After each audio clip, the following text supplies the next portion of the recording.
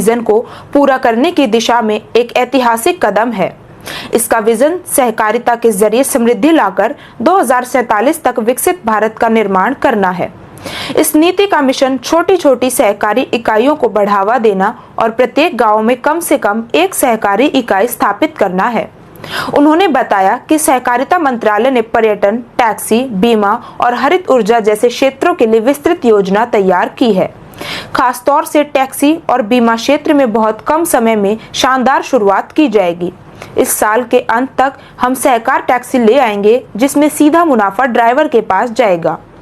GDP में योगदान 3 गुना बढ़ाने का लक्ष्य। उन्होंने कहा कि वर्ष 2034 तक सहकारी क्षेत्र का देश की जीडीपी में योगदान 3 गुना बढ़ाने का लक्ष्य रखा गया है। 50 करोड़ नागरिक जो अभी सहकारी क्षेत्र के सक्रिय सदस्य नहीं है या सदस्य ही नहीं है, उन्हें सहकारी क्षेत्र का सक्रिय सदस्य बनाया जाएगा। सहकारी समितियों की संख्या में 30% की वृद्धि का लक्ष्य है। उन्होंने कहा कि मोदी सरकार का लक्ष्य देश को ऐसा ऑपरेटिव सेक्टर बनाना है जिसमें युवा अच्छी से अच्छी शिक्षा लेकर कोऑपरेटिव को अपना अमीर करियर दिखाएं। केंद्रीय मंत्री अमित शाह ने कहा कि 2002 में पहली बार भारत सरकार जब सहकारी नीति लेकर आई थी तब उनकी पार्टी की सरकार थी और अटल बिहारी वाजपेयी प्रधानमंत्री थे। गुरुवार को जब दूसरी बार सहकारिता नीति पेश की गई तब भी हमारी सरकार है और नरेंद्र मोदी प्रधानमंत्री हैं।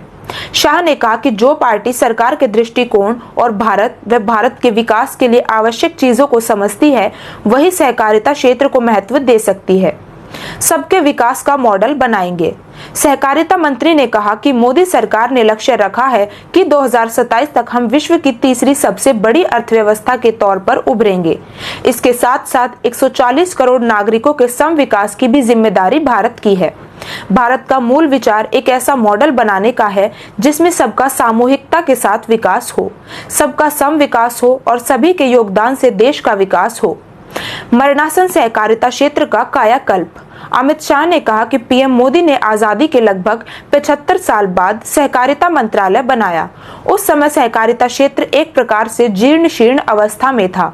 इस सहकारिता मंत्रालय की सबसे बड़ी उपलब्धि है कि देश की छोटी से छोटी सहकारी इकाई का सदस्य गर्व और आत्मविश्वास से भरा हुआ है। बीते 4 साल में कोऑपरेटिव सेक्टर हर पैमाने पर कॉरपोरेट क्षेत्र की तरह समानता के आधार पर खड़ा है।